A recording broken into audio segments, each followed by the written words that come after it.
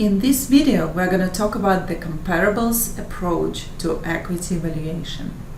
The comparable model is relative valuation approach. Two main comparable methods are trading comps and transaction comparables.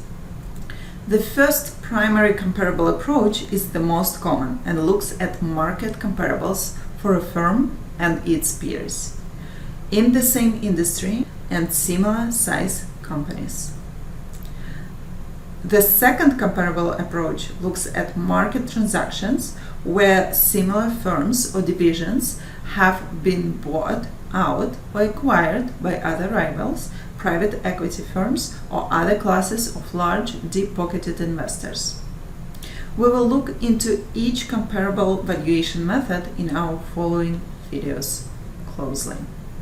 It is important to note that it can be difficult to find truly comparable companies and transactions to value an equity. This is the most challenging part of a comparables analysis. Additionally, using trailing and forward multiples can make a big difference in an analysis. If a company is growing rapidly, a historical valuation will not be overly accurate. What matters most in valuation is making a reasonable estimate of future market multiples. If profits are projected to grow faster than rivals, the value should be higher. Also, the stock market can become overvalued at times, which would make a comparable approach less meaningful, especially if comps are overvalued.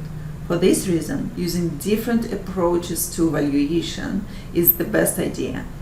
Valuation is as much an art as it is a science. Instead of obsessing over what the true dollar figure of an equity might be, it is most valuable to come down to a valuation range.